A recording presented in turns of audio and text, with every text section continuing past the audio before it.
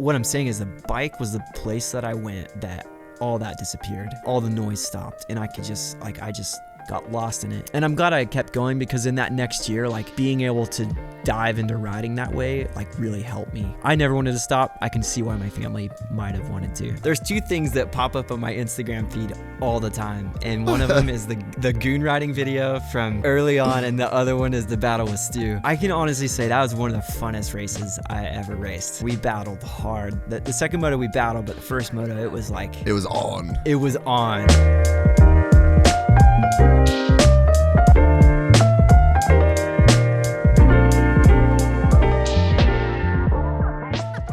Gypsy. I just remember being that kid, you know, like wanting to like see my heroes and take a picture with them. So it was special for me to have people want to know me, you know. So anytime I had the opportunity, it was cool for me.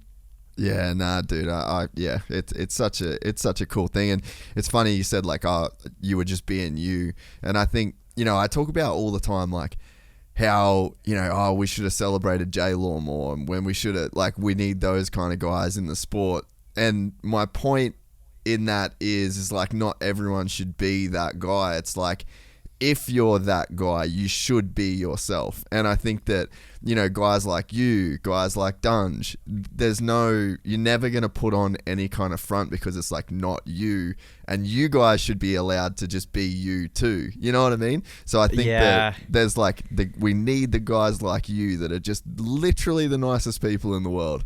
And then we need the guys on the other end of the spectrum to like kind of, you know, balance and bounce off each other.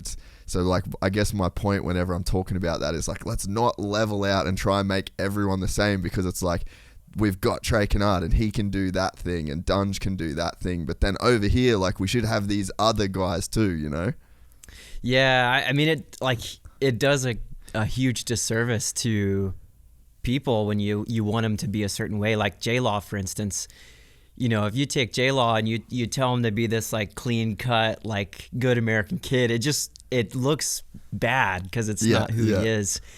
And you can't really fake that, you know? It's like how he grew up, his household, his circumstances created Jason Lawrence. And so for us to ask him to be anything other than himself is kind of like, is not really a good thing. But I appreciate now, it seems like the age of social media is maybe getting a little bit back to personality, you know, like we're seeing personality from riders. Rather, you know, my age was like everyone was kind of doing that like super serious focus thing, and then the J-Laws were kind of like banned, you know, where I see it kind of going the other way now. Like guys can be a little more themselves.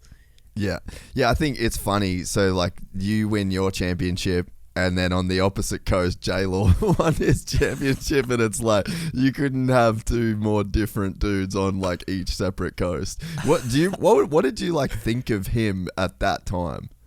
I was just scared of him, honestly.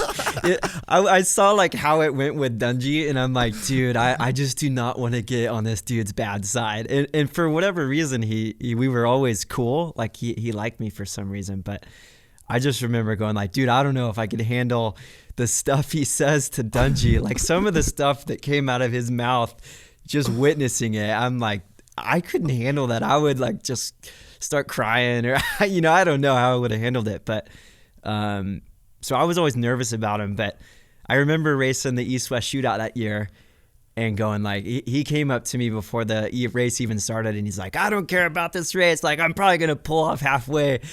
And so I was like, okay, well, at least I know I can beat him tonight, because he obviously doesn't care about this. But I think he did. I think he pulled off like halfway. But yeah, interesting guy. And I don't know. We always got along for whatever reason. Oh, that's super cool. It was a bit of a weird time in the sport in that kind of era, because like those kind of like badass dudes sort of still existed. They were like the last of a dying breed. And like you think about 2007 Loretta's, it's like you, Izzy, Stroop, who am I missing there, Griff? That's pretty much the boys. Yeah, it's like Will Hahn was in that group. Oh yeah, Will. But I mean, Will was buried like nicest dude in the world as well, you know. Yeah. So like there was a little bit of like polarity in that kind of group. And do you remember like knowing that those dudes were kind of off the rails when you were younger? Like what was your like perspective of those dudes? Because that was like your graduating class, you know? Yeah, it's different, you know, because, you know, when we were really young, they were like training facility, you know, the families were like living in motorhomes for like months of the year. And like I remember seeing Nico, especially, like they had like an 8:30 bedtime or something, you know, and I was like, you know, if we were training at times, I would be, you know, my mom would be home working, and so it'd just be me and my mechanic and maybe a friend or two, and we were like pretty loose, you know. We kind of would watch movies at night and sleep in, and you know, it was, you know, we were being 14, 15-year-old kids, and I remember, you know, Nico being like, man, this is strict. And so there was that. And then, you know, whenever we kind of got closer to that 16, 17, 18 years of age, you know, I definitely, you start hearing stories, you know, about people doing certain things. And I was always, you know, my life was pretty serious from a pretty young age. So I was pretty straight-laced and, you know, focused, and you know, I didn't really get outside the lines.